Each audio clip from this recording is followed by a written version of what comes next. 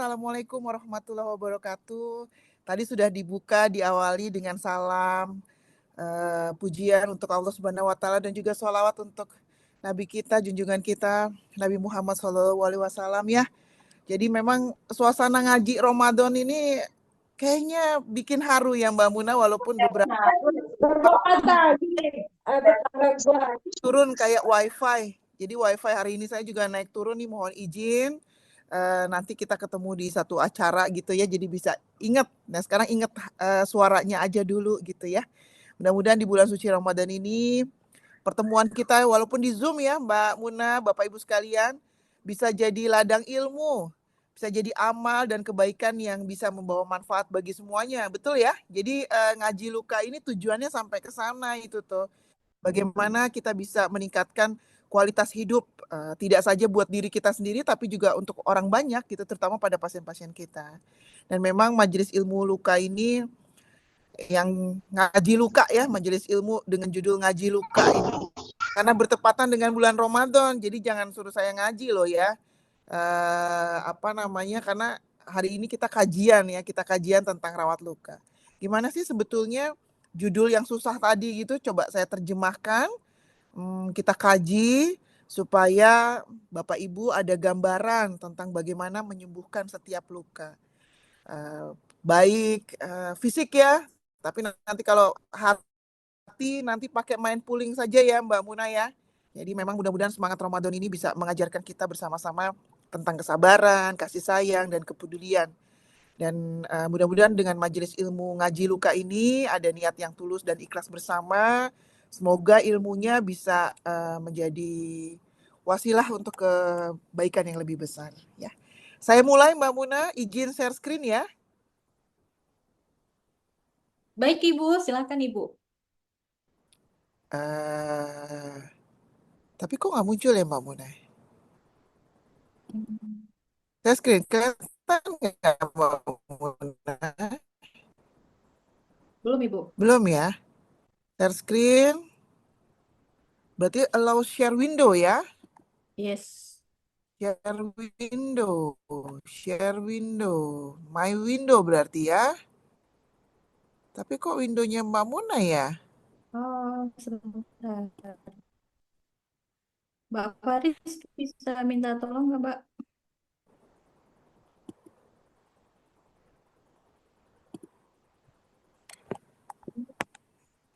Allow application Zoom to share your screen. Mungkin karena tadi aku pakai yang Ya. job kali ya. Bu Standard, Anda. oke. Belum Bu Ida. Kelihatan?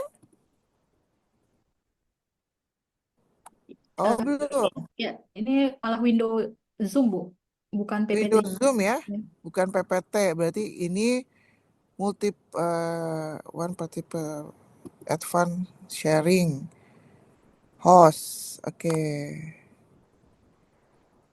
How many participants same time close. Share screen nggak bisa juga. Mbak Muna, saya coba keluar dulu. Boleh, boleh Ibu. Terus kemudian saya masuk lagi ya. Ya Ibu. Oh, ada yang luar biasa ini hadir dari Filipina. Selamat Mabuhay ya Bapak yang dari Filipina. Tadi ada dari Filipina. Selamat datang di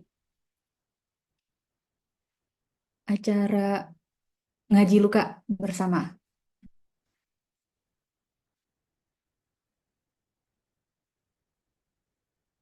Untuk Ibu Rosalina Damanik, salam kenal juga Ibu. Terima kasih sudah hadir di acara ngaji luka, acara kita yang pertama. Untuk Zoom, sekedar informasi Bapak Ibu, untuk akses Zoom masih kita menggunakan Zoom yang sama untuk keesokan harinya. Jadi Bapak Ibu tidak perlu ganti-ganti, kita tidak ganti-ganti alamat Zoom.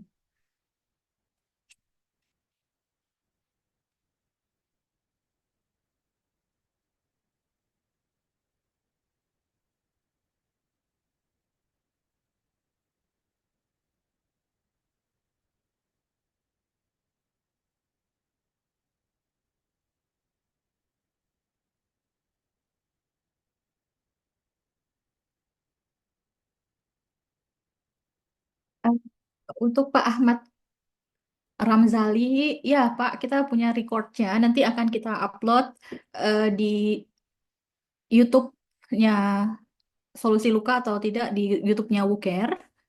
Tapi emang kehadiran secara offline itu, secara on time itu lebih bermakna ya, Bapak Ibu.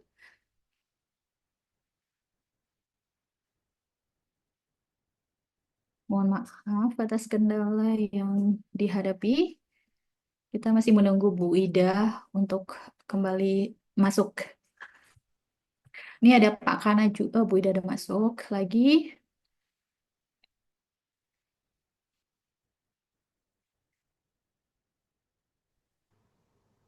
Oke, Ibu udah masuk lagi ya Bu Ida. Saya Udah masuk jadikan ya? co-host. Ah, Oke. Saya share screen. Alhamdulillah. Bisa Mbak Muna. Alhamdulillah Bapak Ibu, memang kita mesti harus ada perjuangan ya. Naik turun biar semangat Bapak Ibu, udah jam segini. Sebentar lagi buka. Jadi kita mesti harus kudu eh, straight to the point. Waduh, apa tuh ya straight to the point ya. Sesuai dengan waktu nih, kalau enggak nanti saya bisa diomelin ya sama Bapak Ibu ya. Kita selesai jam berapa Mbak Muna? Jam 15.30 Ibu. Untuk 15.30. Papua kayaknya seperti daerah wilayah bagian barat, bagian timur sudah Oke. duluan Bu Papua. Jadi Izinkan saya aku coba pergi percepat ya. ya, supaya diskusinya lebih banyak ya Mbak Muna. Betul Ibu.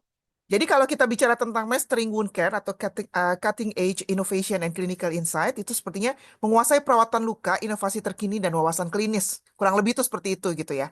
Jadi saya coba gambarkan apa sih sebetulnya yang menjadi bahan. Terima kasih tadi sudah dikenalkan. Jadi tapi saya disclaimer dulu bahwa semua PowerPoint yang ada di sini, termasuk gambar, video dan lain sebagainya adalah untuk keperluan pendidikan. Jadi Solusi Luka Indonesia hari ini dari Corporate University of UK Indonesia. Senang sekali untuk bisa membantu Solusi Luka Indonesia untuk men-spreading keilmuan lebih banyak lagi buat kawan-kawan yang sudah selama ini ikut berperan dalam apa kegiatan marketing, sales dan lain sebagainya ya. Oke, jadi ini kalau lihat luka di sebelah, coba lihat Bapak Ibu ya. Jadi kalau dilihat ini anak kecil ada kena luka bakar karena kesiram air panas, tapi nggak membaik segitu lamanya. Pertanyaannya adalah apakah harus dengan perawatan luka saja, apakah harus memerlukan pembedahan yang membutuhkan waktu yang panjang atau bagaimana ya.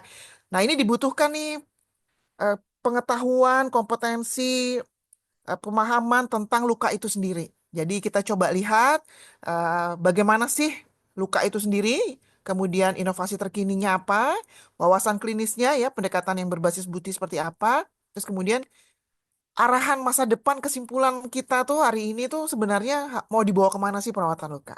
Oke? Ya. Jadi kalau kita tanya, kenapa sih perawatan luka itu penting gitu ya? Sebelum saya baca kalimatnya di sana, Bapak Ibu bisa lihat nih.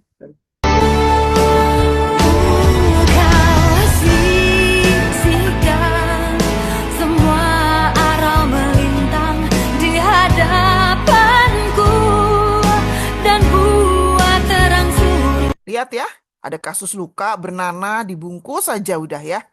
Terus kemudian datang juga ke tempat kita. Ya. Kalau tadi di masyarakat, ini di rumah sakit ya. Kita dapat hospital visit.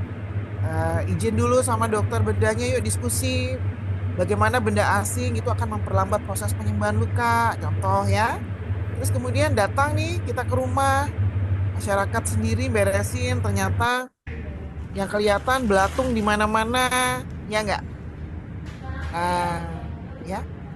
Jadi sebenarnya kenapa sih penting perawatan luka? Satu, mencegah komplikasi yang lebih serius. Setuju ya Bapak Ibu ya? Dengan perawatan luka yang tepat, kita pengen nih mempercepat pemulihan. Ya, mempercepat pemulihan. Terus yang ketiga, kalau komplikasi tidak terjadi, pemulihan cepat, pasti dong kualitas hidup pasien meningkat. Oke? Jadi tiga hal ini nih yang paling mudah kita ingat nih. Supaya kita bisa mencegah komplikasi lebih serius, mempercepat pemulihan, dan meningkatkan kualitas hidup. Ingat-ingat ya. Karena luka itu bisa terjadi di semua bagian tubuh. Oke? Dari data kasus luka di Indonesia sendiri, dari semua jenis luka yang udah dikumpulin tuh ya, ada diabetic foot ulcer, ada pressure injury ya, atau dekubitus, ada kanker, ada luka operasi terbuka. Ternyata paling tinggi itu diabetic foot ulcer. Tapi saya nggak cuma bahas diabetic foot ulcer hari ini ya, tapi beberapa kasus. Hanya diberitahu nih, oh ternyata cuma gara-gara gunting kuku itu bisa kejadian luka. Cuman gara-gara cantengan itu bisa kejadian luka. Cuman gara-gara salah pakai sendal jepit nih ya. Salah pakai sendal jepit itu bisa jadi luka. Oke? Terus kenapa kok bisa jadi kasus diabetic foot ulcer? Karena pasiennya sendiri di Indonesia memang tinggi sekali angka diabetik. Jadi ada penyakit penyerta. Nah, mesti dilihat nih. Berarti kalau nggak ada penyakit penyerta harusnya cepat baik dong, ya nggak? Tapi kenyataan di lapangan masih juga tuh yang tidak ada penyakit penyerta tidak membaik. Nah, ini kenapa? Nah, ini yang harus kita jawab bersama-sama. Karena kita sudah tahu bahwa ini penting, ya. Ini penting untuk dipelajari. Oke.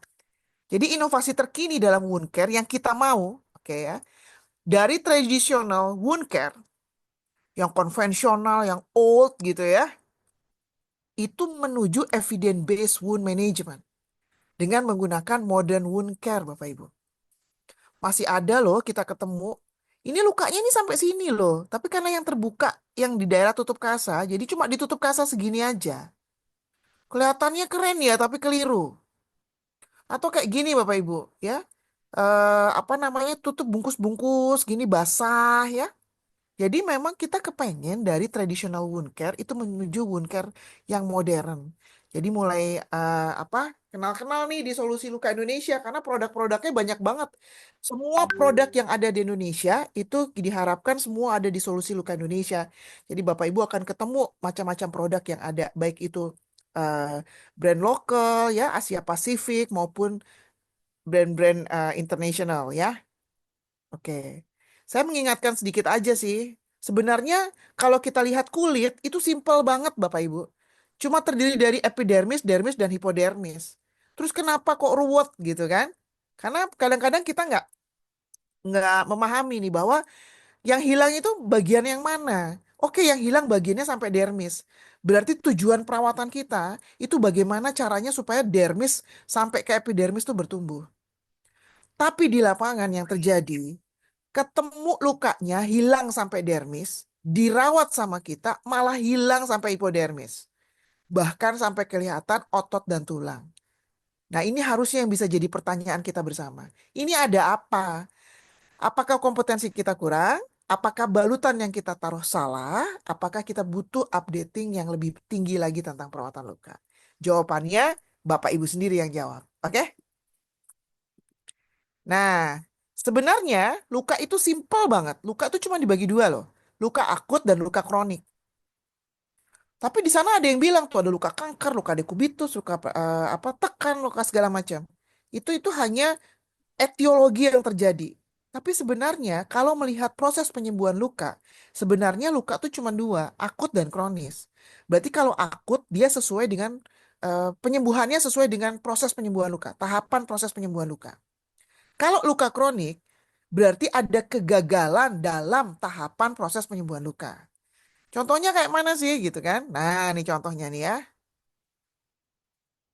Luka-luka kronis nih. Oke. Beda ya dengan luka yang di sebelah ya Bapak Ibu ya. Beda dong ya. Oke. Sering Bapak Ibu ketemu? Sering, yakin saya. Di masyarakat ada nggak? Ini di masyarakat. Bapak Ibu lihat nggak piringnya? Nah, oke. Kan bukan di rumah sakit berarti kan di komunitas. Jadi memang kita dihadapkan pada situasi ketidakpemahaman terhadap kondisi luka. Nah, itu penting sekali kita pahami. Supaya apa? Kita bisa lakukan perawatan dengan tepat. Sebenarnya perjalanan luka supaya dia kembali pulih itu sangat simpel. Itu dikenal dengan nama wound healing continuum. Jadi kalau kita ketemu lukanya warna hitam atau warna kuning, itu mesti kita buru-buru nih bikin dia warnanya merah. Kalau sudah merah, baru tahapan proses penyembuhan luka itu akan terjadi. Oke? Kalau dia stadiumnya 3 atau 4 warnanya merah, dia akan segera naik ke atas menuju stadium 2 supaya segera tumbuh epitelisasi. Dan akhirnya luka akan pulih, menutup lagi, ya. Jadi itu sebetulnya yang mesti harus dipahami kita bersama loh. Perjalanan luka kembali pulih itu harus dipahami betul. Jadi kalau ketemu luka warna merah, jangan bikin dia jadi kuning atau hitam, ya. Tapi kalau kita ketemu luka warna hitam dan kuning, segera bikin warnanya merah. Oke? Nah, ini juga kita ajarkan ke masyarakat sebetulnya. Kalau mereka ketemu kasus-kasus sederhana, stadium 1 atau stadium 2 tanpa infeksi. Mereka sudah tahu harus bagaimana cara merawat luka. Misalnya di rumah lagi goreng makanan nih, lagi mau buka puasa buru-buru gitu ya, kena kesiram air panas. Mau bingung masuk rumah sakit, susah kan? Nah, tapi kalau dia paham, oh ini harus dilakukan perawatan dengan tepat. Oke, dia lakukan perawatan. Ya. Dilakukan perawatan, akhirnya dia paham deh, bisanya kasih salep, kasih topical terapi yang lain, hidrokoloid, hidrogel, dan lain sebagainya. Hasilnya apa? Lukanya yang warna merah, karena tadi ya kesiram air panas, itu aman. Ya, jadi aman, bisa segera healing. Ingat-ingat Bapak Ibu ya. Jadi kalau sudah warnanya merah, jangan bikin jadi kuning ataupun hitam. Jadi ini adalah perjalanan luka kembali pulih. Oke. Nah, kenapa kok yang dilihat warna dasar luka? Karena mudah, ya. Merah, kuning, hitam, itu mudah sekali. Kalau warnanya hitam, nih, kuning, bikin merah. Kalau sudah merah gini, pertahankan jangan sampai jadi kuning ataupun hitam. Dan hebatnya ya, Allah Subhanahu wa Ta'ala tuh memang sudah demikian caranya gitu supaya tubuh kita tuh bisa apa namanya mengembalikan dirinya sendiri. Jadi dengan balutan-balutan modern itu, ini akan menghasilkan proses yang dilakukan oleh tubuh yang kita kenal dengan nama autolytic debridement. Jadi ini nggak pakai digunting-gunting bagaimana, itu dengan autolytic debridement saja, itu luka yang dari hitam bisa jadi kuning terus jadi merah. Tapi kalau kita salah merawat, dari yang merah gini bisa jadi kuning dulu, habis itu jadi hitam Bapak Ibu. Jadi nggak loncat langsung cerot gitu tuh nggak loncat. Ada prosesnya. Ya. Jadi memang merah, kuning, hitam ini paling mudah diperkenalkan ya karena konsisten dia. Tapi kemarin aku lihat ada hijau ke kuning-kuningan. Ya kuning itu berarti ya. Supaya lebih mudah ngapalinnya. Oke. Nah ini proses penyembuhan luka nih. Lihat Bapak Ibu. Kalau dia sudah merah, cepat dia menutupnya. Oke? Clear ya? Jadi ini contoh-contoh luka yang saya taruh. Ini dia healing kurang lebih 8 sampai 10 minggu. Kita lihat kemajuannya positif dalam penyembuhan luka. Penggantiannya kurang lebih sekitar 15 sampai 20 kali. Total biaya dibutuhkan kurang lebih sekitar 12 juta rupiah. Nggak sampai satu rumah hilang. Banyak pasien kita ngomong, waduh Bu, udah habis mobil, habis rumah, luka nggak sembuh gitu ya. Nah, kita tuh dengan perawatan luka modern, kita menyoroti tentang efektivitas pendekatan perawatan luka yang tepat, sehingga pemulihan lukanya benar-benar tercapai, ya. Jadi efisiensinya tuh tercapai. Efisiensi biaya terutama ya. Jadi kurang lebih seperti itu. Kurang lebih ya Bapak Ibu ya, dengan beberapa contoh luka yang tadi sudah disampaikan. Oke. Nah, memang kita dihadapkan pada beberapa kondisi yang tidak mudah. Contohnya dengan kok lukanya nggak sembuh-sembuh, ada apa nih? Oh, ada infeksi. Wah, belum tentu Bapak Ibu. Jadi ternyata semua luka kronis adalah luka yang terkontaminasi tapi belum tentu terinfeksi. Oke ya, belum tentu terinfeksi. Ini sering nih kena knalpot gitu ya. Merah tapi dia tidak terinfeksi, hanya kontaminasi. Terus kemudian tiba-tiba kita ketemu lukanya kok ini nggak naik-naik ya. Terus kemudian ada lendirnya di atas. Nah, itu dikenal dengan nama kolonisasi. Tapi juga belum dibilang infeksi. Itu sama seperti kalau kita nggak gosok gigi 3 hari, Bapak Ibu. Nanti gigi kita kan tebel gitu ya rasanya. Kayak ada lendir, nah itu kolonisasi. Di luka juga bisa terjadi kolonisasi. Ya. Ini contohnya ya, sedang melakukan pengukuran ya. Oke. Terus kemudian, nah baru nih, tiba-tiba rasanya kok pas dipegang panas. Pasiennya udah mulai-mulai itu ya, apa namanya, ada respon ya. Aduh kok capek ya, kok rasanya nggak nyaman ya, ya. Tapi kita lihat di lukanya, oh iya, mulai kemerahan. Nah kalau sudah seperti ini masyarakat itu sudah kita beritahu untuk segera datang ke petugas kesehatan. Tapi sampai datang ke petugas kesehatannya nggak tahu kalau ini tuh berbahaya gitu, karena sudah infeksi lokal. Sehingga harus menggunakan evidence-based dressing. Yang terjadi apa? Oh, di sini nggak merawat luka seperti ini. Coba dirujuk aja ke rumah sakit yang lebih besar, karena apa pasiennya banyak gitu kan. Nah, tapi kasus-kasus infeksi ini harus segera diatasi. Justru dari lokal infeksi inilah jangan sampai bisa menyebar kemana-mana. Misalnya, kita lihat ternyata apa pasien-pasien infeksi itu beragam, Bapak Ibu. Ada juga yang tiba-tiba hipergranulasi, mudah berdarah, ya. Terus apa namanya bau, ya. Contohnya nih ya. Jadi yang harus dilakukan oleh petugas kesehatan adalah teknik pembersihannya harus tepat. Oh, kalau kayak begini ini memang dia fragile ya. Fragile itu apa sih? Kalau disentuh mudah berdarah. Jadi kita kalau lagi ngerawat lukanya nggak boleh kita gosok-gosok. Jangan sampai bikin luka baru lagi. Kalau luka baru lagi berarti nanti inflamasi lagi. Nah, itu tuh harus kita hindari. Jadi diajarkan cara melakukan pencucian. Pencuciannya jangan menggunakan cairan yang bisa menyebabkan lukanya jadi warna kuning atau terus kemudian jadi warna hitam. Oh, ya Feby ya. Jadi harus cari karena dia infeksi berarti butuh antiseptik. Berarti cari antiseptik yang gentle. Nah, contoh tuh itu. Jadi harus paham betul sehingga kasus lokal infeksi tidak sampai ke spreading infection. Lebih luas lagi.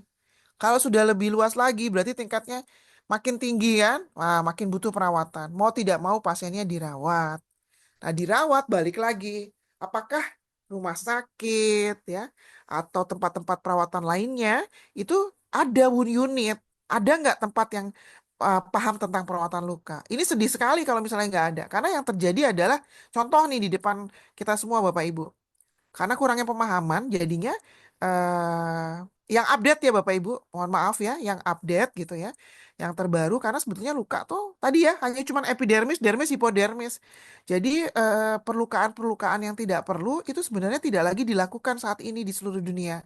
Jadi mereka sudah melakukan perawatan luka sedemikian rupa yang lebih gentle. Sebenarnya perawatan luka tuh hampir mirip dengan tata laksana beautician loh Bapak Ibu. Kan di muka kulit itu juga di muka itu kan kulit juga. Jadi tata laksananya mirip gitu ya. Dan mirip lagi sama bahkan ya. Cuma karena di tempatnya di tempat-tempat yang beda gitu. Jadi kelihatannya sulit. Nah, ini nih sebenarnya yang juga harus dipahami. Jadi sebenarnya pemahaman tentang perawatan luka tuh yang penting yang harus dilihat diingat oleh Bapak Ibu adalah kulitnya. Karena tadi ya epidermis, dermis, hipodermis sampai mana sih perlukaannya? Ah, sorry, sorry, sorry. Ada filmnya ternyata ya. Nah, masyarakat kita tuh memang terus kita ajarkan jangan sampai dia pulang misalnya ya dengan kondisi luka seperti ini atau di rumah dibiarkan atau abai. Itu berbahaya sekali. Atau BPJS-nya sudah habis jadi terpaksa harus pulang ke rumah. Nah, di rumah nggak tahu harus kemana. Akhirnya ya sudah pasien dengan luka cari kemana-mana website tata laksana rawat luka ada di mana gitu ya. Ya kalau di Wuker, di Bogor, di Jakarta masih bisa Bapak Ibu. Tapi kalau tidak kan sulit. Jadi memang kita selalu menghimbau kawan-kawan kita yang praktek mandiri perawatan itu juga apa namanya memberitahukan kepada masyarakat luas tentang keberadaan mereka sebagai praktek mandiri perawatan yang bisa menangani perawatan luka. Ya. Nah kalau udah sistemik, nah ini kan butuh penanganan yang lebih adekuat ya. Nah misalnya harus kultur, harus pemberian antibiotik, ya. Nah, itu penting sekali. Nah, di sini pentingnya multidisiplin. Nah, ini untuk nanti sampai penanganan luka dengan tepat. Sehingga proses penyembuhannya tidak memanjang dan biayanya tidak habis terbuang. Oke. Ya. Jadi kalau gitu kompetensi apa sih sebetulnya yang harus dipunyai? Salah satunya adalah selain tadi ya, kemampuan mengkaji luka, kemampuan menilai luka ya, tapi juga kemampuan memilih cairan pencuci luka dan balutan penutup luka. Ini apa kawan-kawan di Solusi Luka Indonesia ini suka bingung nih. Duh, pertanyaannya pusing ya, Bu. Pertanyaannya tuh apa namanya?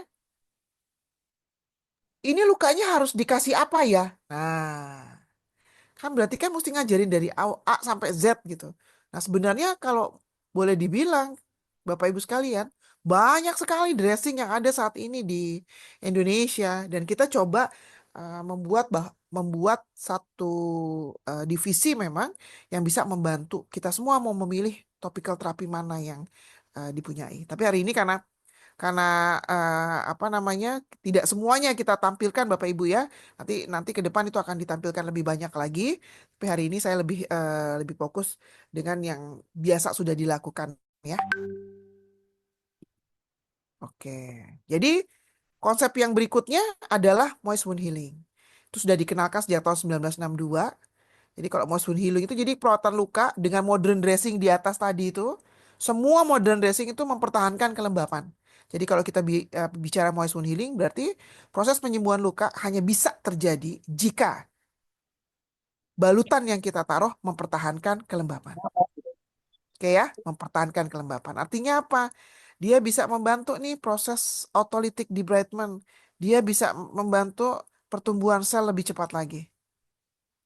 Ya, oke. Nah, ini contohnya balutannya dan cara bukanya. Jadi kalau balutan yang mempertahankan kelembapan itu pada saat ditempelkan, wah ini kok nempel sekali ya gitu. Ini nanti kalau bukanya sulit atau tidak gitu. Sering tuh pertanyaan-pertanyaan seperti itu. Tidak Bapak Ibu. Kalau dia sudah bisa absorb eksudat lebih banyak, dia menampung eksudat lebih banyak, dia pasti akan bukanya lebih gampang. Ini kan tadi yang ditaruh ya. Nah ini nih kalau sudah absorb eksudat ya kayak gini.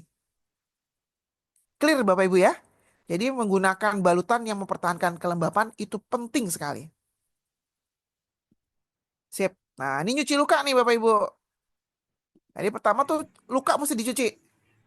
Nah di Solusi Luka Indonesia tuh ada tuh sabun cuci luka. Kak Dewinya kan nggak jelas ya. Ya, sabun cuci luka. Nah kalau mempertahankan kelembapan itu buka balutan itu akan lebih mudah, nggak terlalu ruwet ya. Nggak butuh waktu berjam-jam untuk buka balutan luka.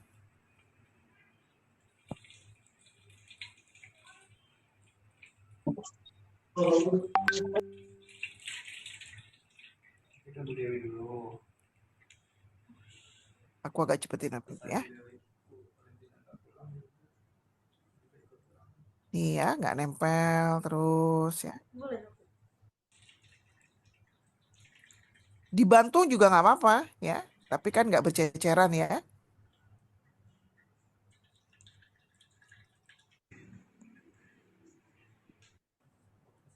Sorry. Nah, tuh Bapak Ibu lihat ya. Jadi kalau dia mempertahankan kelembapan, jadi pada saat dibuka tuh nggak sampai perdarahan gitu, berdarah-darah tuh nggak. Ini memang fragile sekali.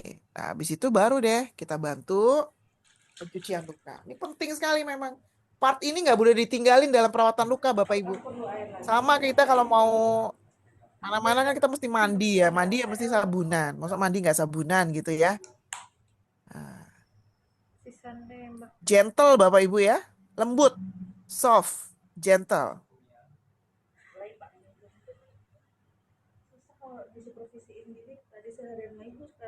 Nah, ini harus dilakukan dimanapun tempat Bapak Ibu. Jadi kita pernah lakukan misalnya disaster, trauma, itu kita selalu ajarkan bagaimana cara perawatan luka yang mudah. Kalau sudah sampai di klinik, di rumah sakit, kan alat-alatnya banyak ya. Apa namanya bisa kita gunakan baskom seperti ini. Tapi kalau di lapangan biasanya kita pakai yang spray. Tadi ya awal ya Bapak Ibu ya lihat ya dengan spray saja itu cukup. Itu boleh. Itu juga sudah bisa apa namanya mencuci luka ya. Tapi part ini jangan dibuang Bapak Ibu ya. Mencuci luka itu harus dilakukan.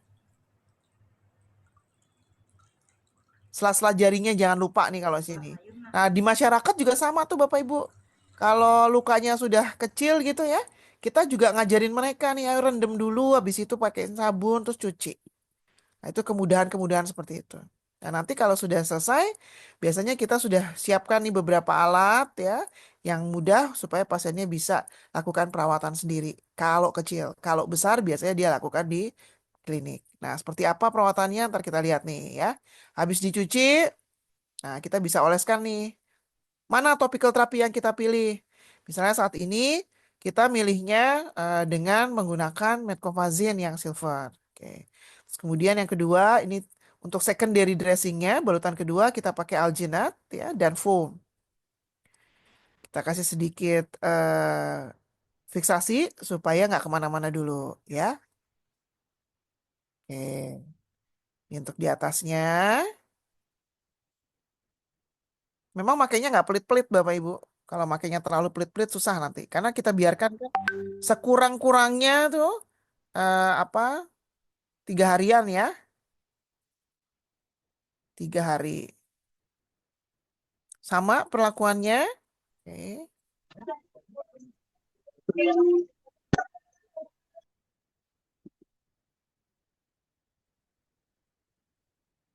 Nah ya. Nah, kalau kayak gini kan pasiennya nggak takut buat jalan Bapak Ibu. Terus habis itu baru kita kasih offloadingnya. Tempelin kasa dulu, agak tebal sedikit. Ini tujuannya bukan buat absorb dia, tapi lebih kepada membantu dia pada saat nanti mau menjakkan kakinya. Ini kita kenal dengan nama offloading, mengurangi beban. Ya. Kan kita kalau jalan nggak pakai alas kaki kan sakit ya Bapak Ibu ya. Nah kalau pakai alas kaki nyaman, apalagi kalau alas kakinya lebih tebal. Di luarnya terus dikasih elastis forban supaya terfiksasi. Nah ini balutannya nggak boleh kenceng-kenceng Bapak Ibu ya. Lihat teknik cara membalutnya. Pasti bisa Bapak Ibu. Simpel ya. Habis itu rapih. Terus kemudian pasiennya kita kasih alas kaki. Atau sendal. Ini juga bisa ada di Solusi Luka Indonesia ya. Semua ada nih barang-barang yang saya sebutkan ini semua. Nah pasiennya enak deh. Bisa beraktivitas kembali dan orang juga nggak geli bareng-bareng sama mereka.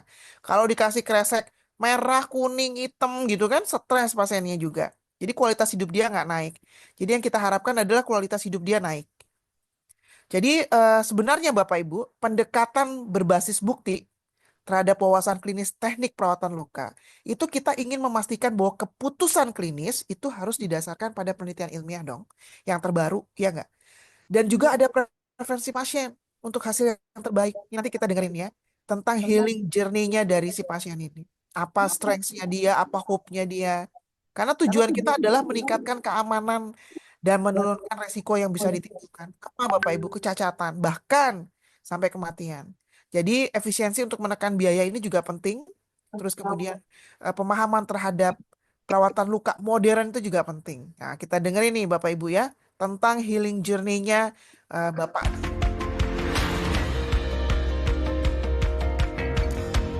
Tapi sebelum saya ke Woker, saya berobat di kampung sudah hampir 5 rumah sakit. Tidak ada perubahan sama sekali. Bahkan ada yang mengatakan saya harus dipotong. Karena memang kaki saya itu sudah sangat luar biasa, udah hitam, infeksi lah bagian telapak kaki saya. Gitu. Terus saya berpikir, waduh kalau sampai diamputasi saya nggak mau lah.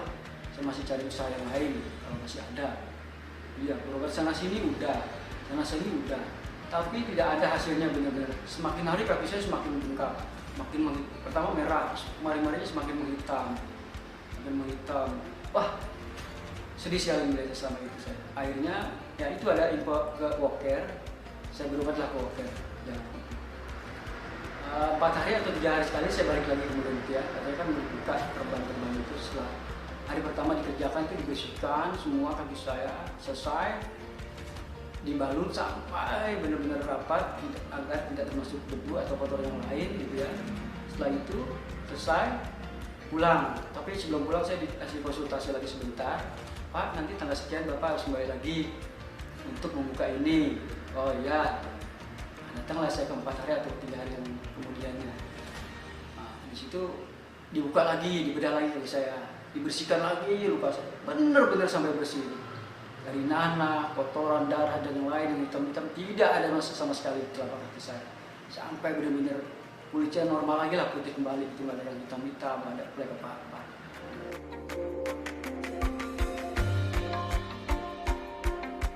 Setelah itu saya buka, kemudian datang lagi ke buka ya. Nah, setelah itu saya udah bisa, bahkan perawatnya menganjurkan itu harus mengajak saudara atau istri, silakan ke tempat walker itu terbuka untuk umum. Yang mengantar ibu atau anak atau saudara, maksudnya supaya tahu apabila untuk perawatan berikutnya kita tidak merasa punya uang atau tidak mampu atau tidak sempat, jadi istri dan anak kita atau saudara kita bisa, karena memang disuruh perlihatkan gitu yang mengikut istri kita atau abang kita atau adik kita, caranya bagaimana untuk membersihkannya dan untuk kembali bagaimana. Nah di situ, jadi setelah 3 harinya saya nggak datang karena benar-benar merasa sudah nyaman, saya lukanya itu benar-benar sembuh, kering total.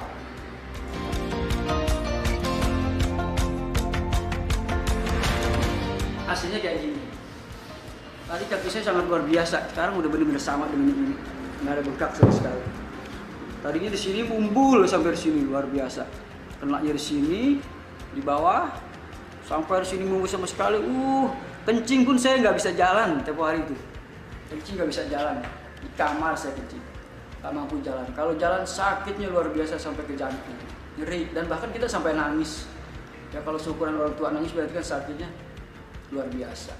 Iya. Tapi akhirnya kembali ke walker, tapi tetap ya Allah yang menyembuhkan, cuma kita sebabnya kita berobat di situ di walker. Itu berobat di situ sangat memuaskan. Perawat coba baik-baik, telaten, rapi, teliti.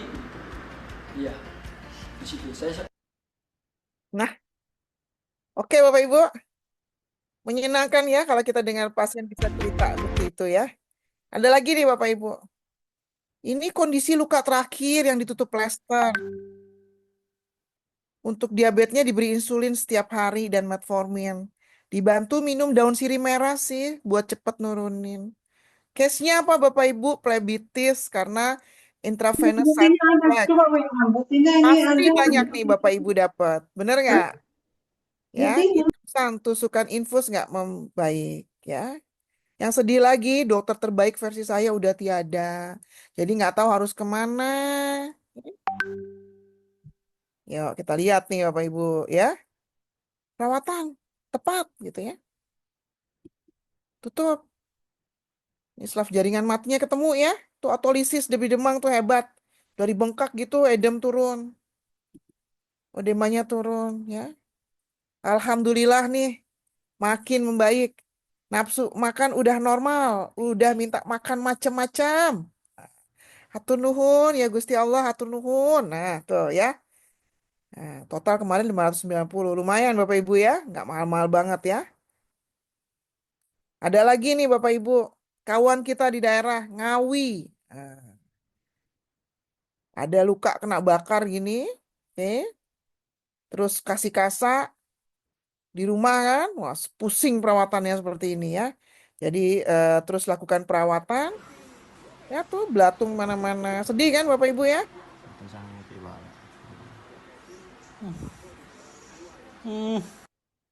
Oke. Tapi berhasil kan dirawat? Nih, berhasil dirawat ya? Sembuh dia ya. Pulih dia. Walaupun hilang ya.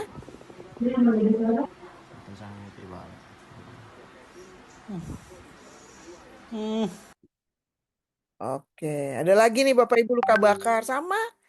Paling banyak nih mau lebaran soalnya ya. Pas lagi gini nih. Udah 2 minggu lalu nggak healing-healing. Kunjungan kedua, kunjungan ketiga setelah 10 hari healing. Aman. Sirkumsisi nih. Lagi mau liburan sekolah. Pasti banyak yang mau sirkumsisi ya. Ada beberapa kondisi tiba-tiba terjadi problems. Pakai modern dressing biar nggak problem. Nih caranya. Simple banget ya. Biasanya kita campurkan dengan hydrogel. Tutup sedemikian rupa. Ini di sini nih. Jangan ditutup sampai depannya Bapak Ibu buat pipisnya dia ya. Tapi dengan ada modern dressing penuh seperti ini, bikin apa Bapak Ibu? Bikin Urin itu nggak kena ke lukanya. Aman Bapak Ibu? Ya, oke. Sip. Terus jadi bagaimana nih solusinya? Tetap tuh Bapak Ibu saya mah. Yuk kita dirikan rawat luka ya. Rekrutmen tenaga profesional atau Bapak Ibu punya jadi tenaga profesional. Ikut pelatihan berkelanjutan. Ada standar operasional prosedur yang betul. Ada pembiayaan. Apalagi nih kalau, Masya Allah ya, kalau misalnya BPJS sudah bisa membantu. Sehingga bisa lakukan monitoring dan evaluasi.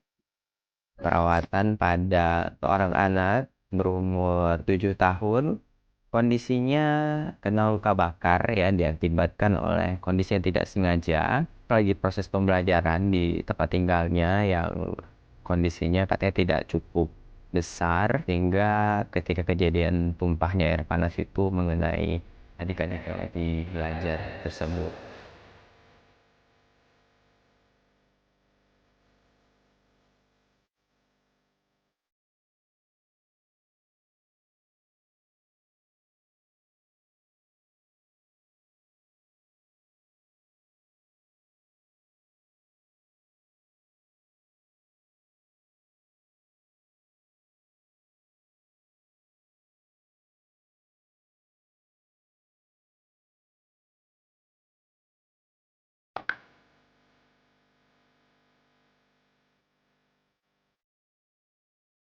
Sembuh Bapak Ibu, pulih ya. Alhamdulillah. Nah, memang tuh pentingnya itu ada teamwork gitu di situ tuh Bapak Ibu. Perawatan Jadi kalau boleh saya simpulkan bahwa Bapak Ibu, jadi memang dari literatur ya, studi itu menunjukkan bahwa luka kronis tuh memang butuh biaya perawatan yang lebih tinggi. Tapi dengan pencegahan sejak dini ya, jangan sampai terjadi infeksi, itu juga menjadi salah satu cara kita untuk membantu masyarakat dan juga kawan-kawan di kesehatan ya, supaya tidak menemukan luka yang buruk-buruk. Ya. Dengan apa? Dengan pendekatan yang tepat ya, karena pendekatan yang tepat, banyak kasus luka kronis itu bisa dicegah tanpa harus berakhir dengan banyak hal, misalnya pada pasien diabetes dengan amputasi ya, atau kasus lain dengan infeksi berat, bahkan sampai kematian Bapak Ibu. Ya, kita harapkan menguasai tata laksana perawatan luka itu menjadi hal yang penting Bapak Ibu pelajari dan pahami, karena tidak ada satupun orang tidak dengan luka. Jadi sebenarnya belajar perawatan luka, Bapak Ibu mau pakai untuk bikin wound unit ataupun tidak, itu sangat penting sekali. Karena di sekitar kita atau mungkin kita sendiri mesti akan mengalami luka, ya. Jadi kalau ada luka, kita sudah bisa tahu apa yang harus kita lakukan dan apa yang harus kita obati, ya. Ini referensinya yang bisa membantu Bapak Ibu untuk menelaah selanjutnya, ya. Dan ini divisi Buka Indonesia. Mohon maaf nih satu lagi lupa belum saya taruh. Untuk di next slide, di pembicara berikutnya, izin Mbak Muna tolong ditaruh satu lagi di Buket Publishing ya. Terima kasih banyak Bapak Ibu sekalian. Saya kembalikan ke moderator. Ngaji lukanya yang di saya hari ini kita diskusi. Silahkan.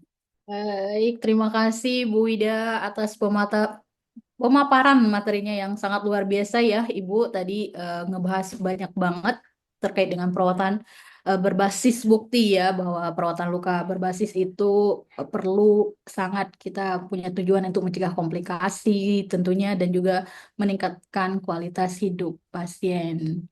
Prinsip red, yellow, black juga tetap harus diperhatikan. Cairan pencucinya luka juga tetap harus berperan penting ya, tetap digunakan dalam proses perawatan luka untuk mempercepat penyembuhan luka pasien. Jadi untuk bisa nanti dicari di Solusi Luka Indonesia.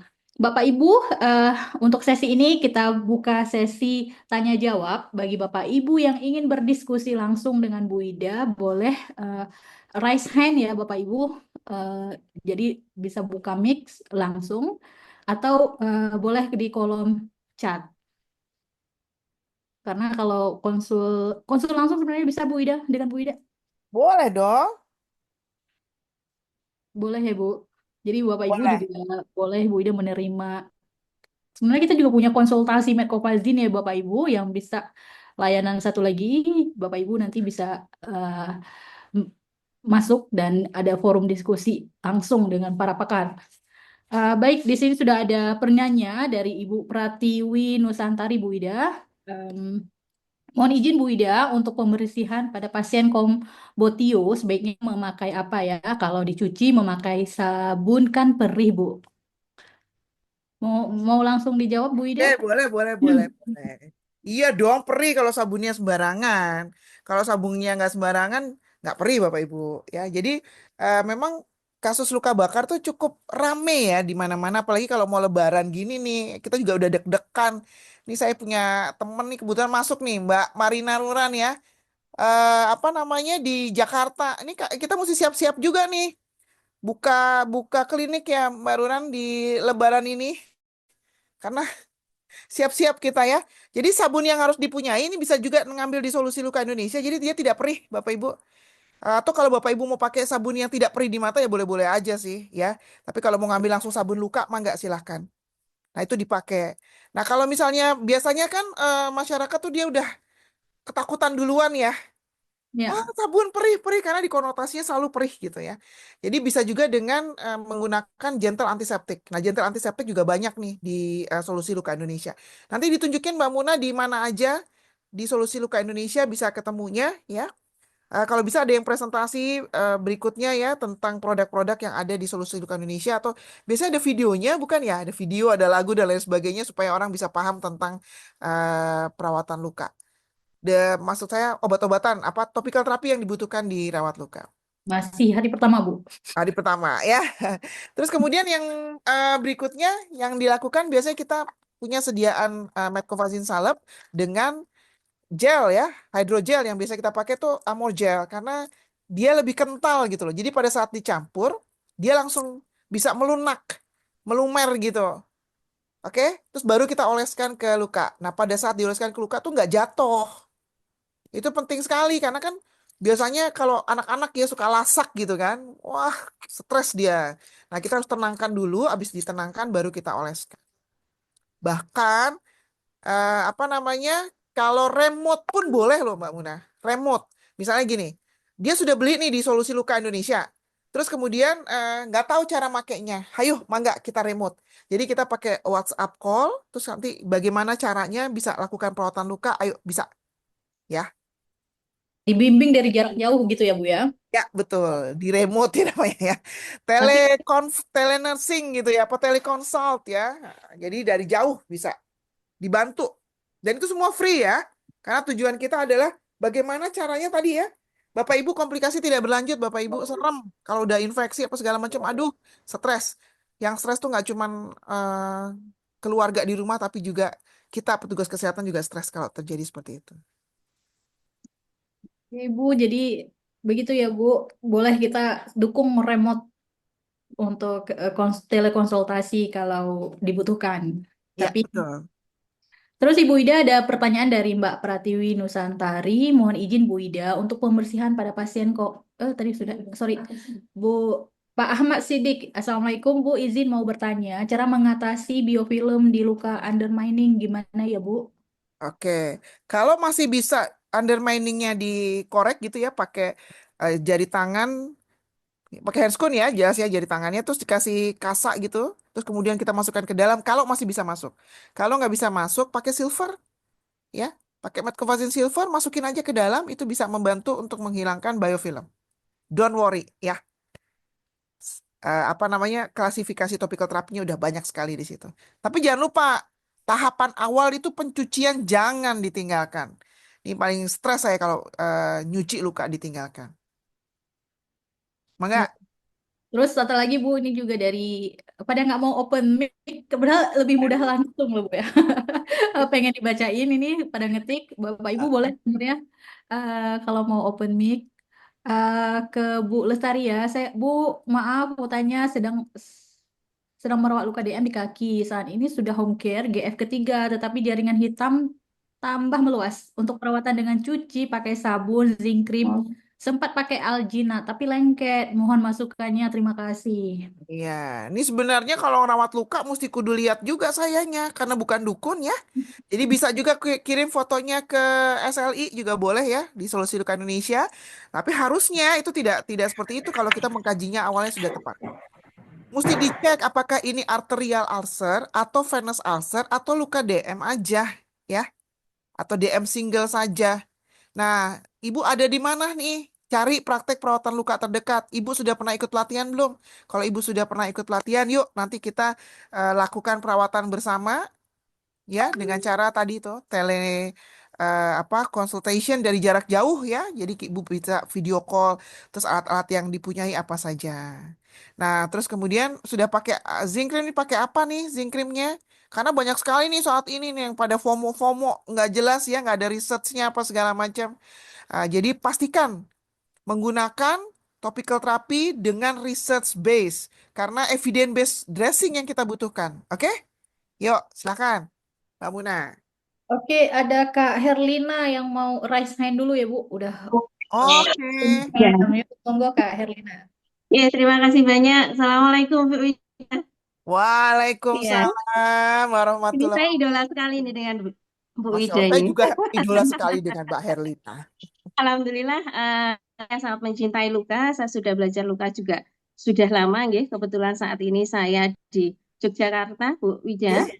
dan Heeh. saat ini saya berada di unit home care seperti itu. Nah, Hmm. alhamdulillah terkait dengan modern dressing seperti ini, selama ini kita mengaplikasikan. Tetapi pertanyaan saya adalah, kami punya JP-JP di rumah sakit seperti itu, Bu Wida. Nah, ada kalanya saat kita menerapkan menggunakan modern dressing, yang sebetulnya progresnya bagus, tetapi dokter tidak menyetujui hal tersebut. Hmm. Seperti itu. Ada beberapa yang pakai ini aja, pakai madu saja. Kemudian langsung diberikan kasa. Nah, seperti itu. Kenyataannya mungkin hanya setengah hari atau sehari pasti udah rembes banyak. Nah, kami kan jadinya ada semacam konflik. Kita tahu keilmuannya seperti itu menurut kami ya, keilmuan kami. Tetapi dari si DPJP dan dari BJP malah kami disalahkan. Walaupun progresnya sebetulnya bagus juga. Nah, mohon saran sikap kita itu harusnya seperti apa? Seperti itu, Bu Wida. Terima kasih. Ini curhat ya, Mama Dede Iya, ini. nah maksudnya supaya kita itu ada keselarasan, kita Oke. tetap aktif, tetap kita jalankan, tetapi juga kita tidak meninggalkan terkait dengan keilmuan atau modern dressing tersebut. Oke. Nah, itu bagaimana kita menyikapi. Terima kasih, Bu. Oke. Berarti memang masalah ini tidak cuma masalah di Mbak Herlina, tapi banyak masalah di beberapa tempat. Sehingga memang cara yang paling baik buat kita di WUKA Indonesia memang di semua lini ya, Bapak Ibu ya, di semua lini kita membuka komunikasi yang profesional ya dengan berbasis bukti ilmiah dan kolaboratif. Salah satunya nih yang dengan dilakukan oleh Solusi Luka Indonesia adalah ngaji luka. Mungkin Bapak Ibu belum berkesempatan mengikuti program webinar yang bulan ini aja 22 webinar kita ampu di Solusi Medical Event ya. Tapi memang berbayar di sana. Nah, kalau di ngaji luka karena dalam rangka Ramadan ya. Jadi di sini free. Itu tiap tahun nantinya ya Mbak Muna ya untuk ngaji luka. Nanti bersama juga kalau modelnya memang Zoom ya. Beda dengan pesantren luka. Kalau pesantren luka memang modelnya offline ya. Kalau kita modelnya online. Jadi memang yang kita butuhkan adalah pendekatan komunikasi yang profesional. Satu tuh ya strategi dong ya. Berbasis bukti ilmiah dan kolaboratif. Catat nih, catat ya. Jadi kita harus pahami dulu nih perspektif dari dokternya. Jadi sebelum kita diskusikan tentang metode perawatan luka, pahami dulu alasannya kenapa. Bisa saja mungkin kurang paparan terhadap evidence based practice yang terbaru. Terus kemudian beliau khawatir tentang efektivitas atau keamanan dari metode yang kita ajukan. Sekarang Mbak Herlina udah sampai mana nih ngikutin jadi wound clinician? Udah sampai advanced wound clinician belum? Atau sampai protokol Baru terapi? dasar Ayo lanjutin lagi. semua, baru Nah, bercita-cita. Semoga amin. mudah-mudahan bisa sampai ke advance ya, Bu. Nggih. Insya Allah. Jadi kemungkinan ada kekhawatiran nih terhadap efektivitas dan keamanan metode. Karena orang berpikir gini, mosok sih ngikutin 4 hari, terus tiba-tiba bisa jago semua. Nah itu kan mesti ya ada perspektif seperti itu. Tapi nggak apa-apa, itu kita terima. Terus kemudian mungkin ada keterbatasan fasilitas, ada kebijakan rumah sakit yang memang harus DPJP yang kuasai. Terus kemudian ada metode-metode lama yang mungkin masih digunakan. Nah itu memang harus didiskusikan dengan baik. Mungkin solusinya ya kasih pendekatan-pendekatan yang edukatif, tapi jangan konfrontatif. Berarti Ngambek, minta ini ya, minta CC buat booking ini. Ya, jangan konfrontatif. Cek Tanyakan, misalnya gini, customer care. dok, ada nggak pertimbangan khusus yang Iya, supaya bisa kita bisa tetap menggunakan metode evidence based? Jadi tetap dilibatkan dalam diskusi. Dapat nggak tuh? Ya, terus kemudian studi bareng, misalnya studi literatur bareng. Bagus lagi kalau berdua datang ke WUCARE ikut program Advanced Fundraising. Advanced WUCARE CWCC program. Wah, keren banget karena ini kan programnya dibuka juga untuk dokter. Ya. Terus mungkin bikin perpustakaan kecil supaya ada buku-buku yang berhubungan dengan eh, apa namanya dressing-dressing terbaru. Solusi Luka Indonesia nih, Mbak Muna nih udah pergi di 5 benua nih. Pasti banyak majalah-majalah. Nah, minta kirimin deh. Pembelian banyak dapat kiriman. Nah, ya nggak? Nah, pasti itu ya. Terus kemudian pendekatan kolaboratif. Jadi misalnya kalau pasiennya butuh antibiotik, butuh insulin, butuh obat nyeri. Nah, kerjain bareng aja, kerjain bareng. Jadi kalau dikerjain bareng, insya Allah lah keterbukaan itu pasti akan terjadi. Terus jangan lupa dokumentasi hasil-hasilnya. Terus kemudian laporkan ya, jadi laporkan sehingga dia tidak khawatir. Jadi perspektifnya dia dengan kekhawatiran sebagainya itu bisa turun. Terus diskusikan juga dengan manajemen rumah sakit. Kalau memang pengen di rumah sakit juga paham untuk rujuk ke home care gitu misalnya ya. Tanya sama rumah sakit pentingnya perawatan ini bisa mengurangi biaya. Nah, nih efisiensi pengurangan biaya itu biasanya rumah sakit seneng mesti. Ya, pasti seneng banget. Jadi mungkin itu tuh Mbak Herlina. Jadi memang komunikasi berbasis bukti, kolaborasi, pendekatan edukatif itu penting banget itu dilakukan. Ya, jangan Siap, terima ngambekan, kasih. jangan Gitu. ngambekan dan nggak boleh konfrontasi. Oke? Iya, siap. Terima kasih banyak. Monggo. Terima kasih. Tadi ini Bu sama nih sama Kak Sri Mulyani bilangnya sama persis dengan permasalahan saya di tempat kerja ini. Jadi Naikin lagi tingkat ke tingkat yang lebih tinggi untuk advance wound care. Jadi wound care clinician ya. kalau bisa WOCTN ya Bu ya. Jadi rumah sakit Iya lebih. dong jelas. Baik Ibu, ada satu pertanyaan lagi. Tadi Pak Yan sudah raise hand. Pak Yan mau muncul di Zoom? Apa saya bacakan pertanyaannya Pak Yan? Dibacakan ya Bapak Ibu, terima kasih sebelumnya. Sebelumnya terima kasih kepada Ibu Widasari. Oke. Ya Ibu, terima kasih sebelumnya. Saya salah satu penerima scholarship yang untuk stoma nurse yang dilakukan di Jogja kemarin Ibu. Saya matur nuwun Masya sekali. Allah, iya luar biasa. Good, pasien stomanya banyak kah? Di rumah sakit kami alhamdulillah setiap hari pasti ada Ibu. Pas Pasti lakukan ada yang pembedahan datang. stoma ya. Betul. Alhamdulillah, mudah-mudahan Ini ibu juga saya sedang mendapatkan. ditelepon sama Bapak Kana Fajar terkait SLI ini. Oh, geng, monggo. Matur nuwun. Ibu, saya itu pernah dapat pasien yang mohon maaf masih muda dan dia itu sangat kritis terhadap penyembuhan luka karena mungkin rasnya yang berbeda dengan saya yang berkulit putih itu kan sangat fokus atau concern dengan kolagen. Nah, selama perawatan itu kan pasien-pasien yang kritis dan selalu mencari informasi di Google itu kan pasti ada pertanyaan tentang kolagen dan kolagen. Nah, itu bagaimana Ibu ya untuk terkait dengan proses penyembuhan luka dan kolagen itu sendiri dan sekitar seputaran apa ya? Pokoknya tentang kolagen dan bagaimana si kolagen itu bisa karena jujur si pasien itu belum terlalu maksud sih dengan hanya salep ini hanya dari luar saja bisa menyembuhkan luka padahal secara keilmuan atau teori itu kan tentang kelembapan dan lain-lain sudah kami sampaikan tapi masih kekeh bahwa dari dalam terutama kolagen itu lebih berperan penting dalam penyembuhan luka. Terima kasih Ibu. Sami-sami. Langsung jawab Mbak Muna. Monggo Ibu. Monggo. Jadi betul sekali, saya juga setuju. Saya juga pakai banget kalau kolagen ya. Jadi kolagen itu sebetulnya kan dia protein struktural yang paling utama di tubuh, benar nggak? Kalau ibarat itu kayak semen gitu loh. Jadi kalau granulasi tumbuh, sel-sel pada membelah diri, ya, sel-sel membelah diri itu. Nah, kan dia harus diikat. Nah, diikat itu sama ikatan siapa nih? Bukan ikatan cinta nih ya. Dipakainya tuh dengan kolagen. Jadi dia memang apa namanya, karena isinya itu kan di kolagen itu dia membentuk jaringan tadi itu ya. Setelah jaringan terbentuk, nah itu harus dilem. Nah, dilemnya itu dengan kolagen. Jadi apa istilahnya? Extracellular matrix ya. Ya, Ya. pembentukan Kalau saya lemak. fibroblast ya, fibroblast. Oke. Jadi kolagen tuh macam-macam juga tuh. Oke ya, kolagen macam-macam.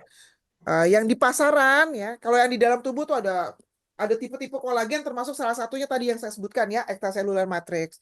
Nah, tujuannya itu memang dia mendukung tadi ngelem ya, pembentukan pembuluh darah baru. Kan ngelem dia kan, memastikan oksigen dan nutrisi tersuplai dengan baik, itu kolagen semua tuh. Nah, problemnya kalau ada kolagen topikal, orang-orang tuh biasanya makein pada saat dia warnanya hitam. Nah, ini keliru. Makanya tuh harusnya pada saat dia warna merah karena dibutuhkan pada saat proliferasi. Dibutuhkan pada saat angiogenesis itu terjadi.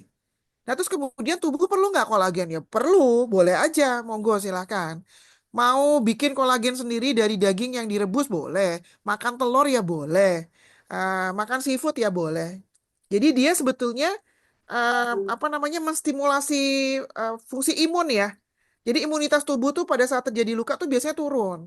Nah, ini dibutuhkan protein yang sangat tinggi. Nah, di dalam protein itu ada namanya kolagen. Nah, untuk luka sendiri kok bisa sih cuma salep aja? Salepnya itu menjaga kelembapan. Hebatnya, semua sel yang ada di muka bumi ini itu bisa membelah diri kalau kondisinya lembab. Contoh, pernah punya tanaman dong ya di rumah, pohon, tanaman. Kalau tanamannya nggak disiram, kering ya, mati.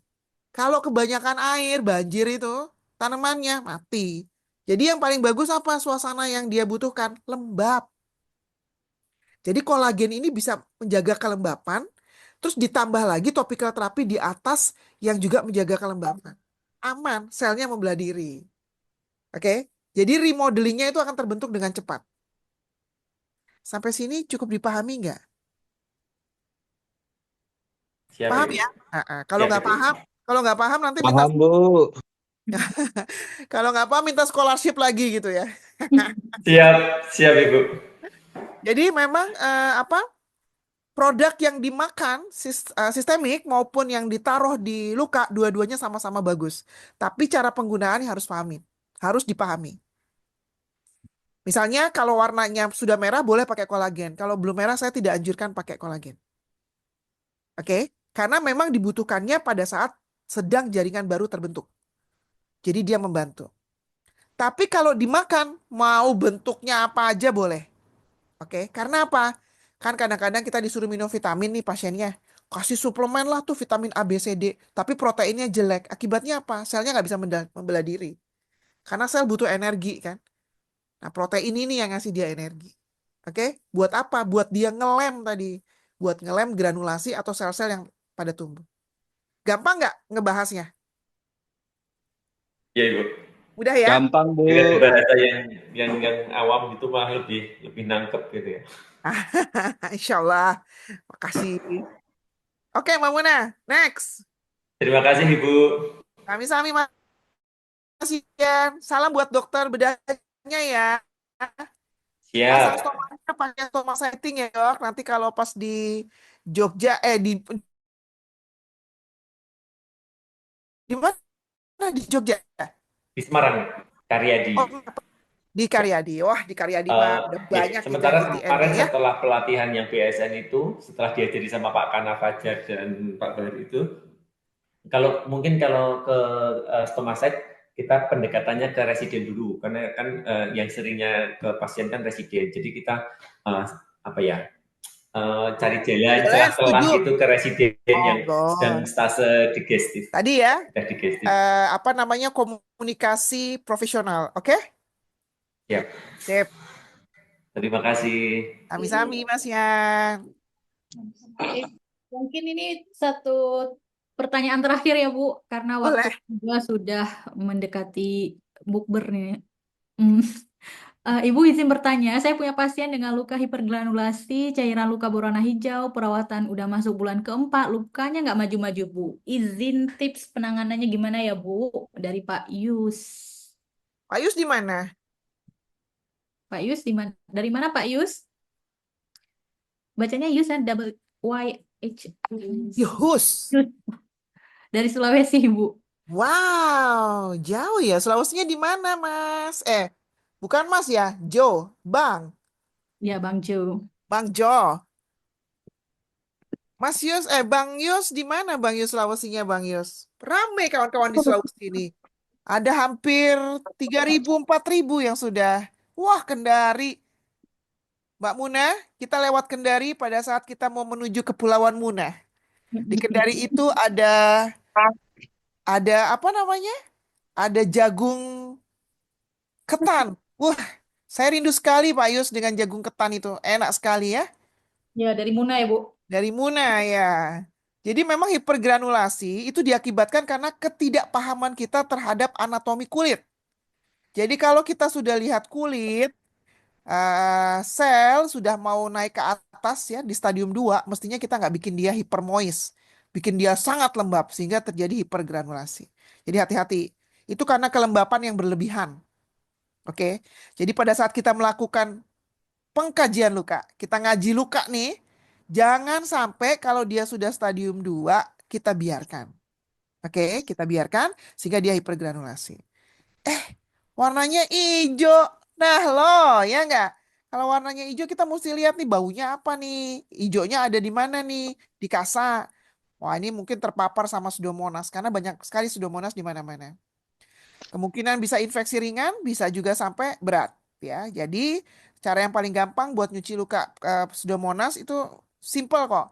Apa namanya? 1 sendok teh cuka campur sama 3 sendok makan air, diaduk terus pakai rendam aja di apa sih direndam apa sih namanya? Dikompres ke lukanya ya supaya Pseudomonasnya hilang.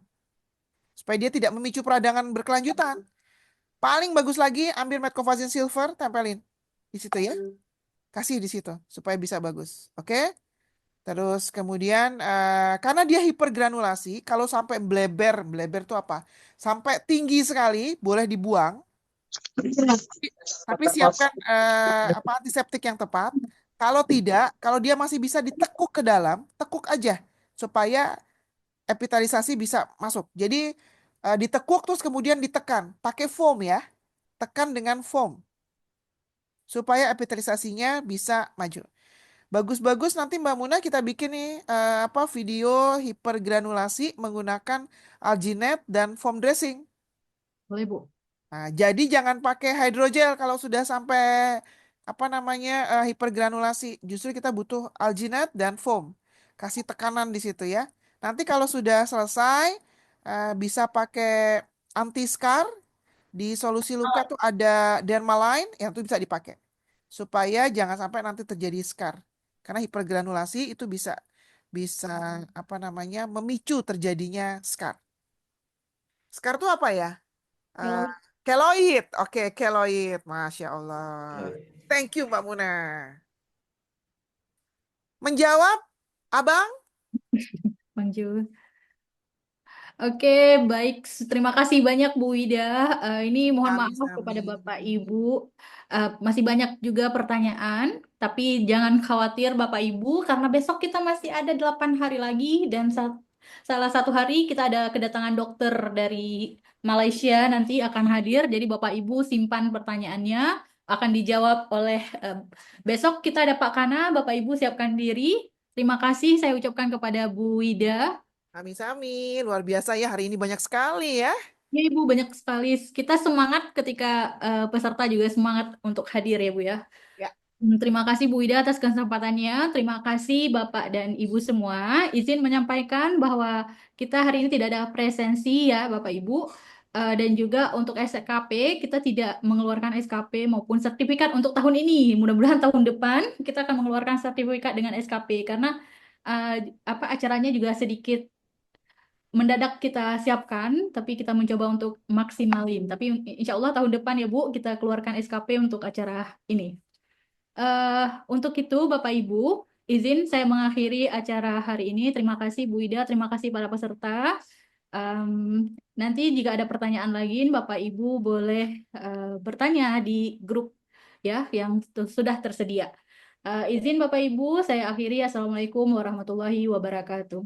Waalaikumsalam warahmatullahi wabarakatuh. Adi Sudah diambil wabarakatuh. dokumentasinya ya, Mbak Muna? Sudah Bu, ada admin. Ada Ya, direkam, nanti akan masuk di Zoom, di YouTube. oke. Terima kasih Ibu, terima kasih Bapak Ibu semuanya. Sama-sama. Waalaikumsalam warahmatullahi wabarakatuh.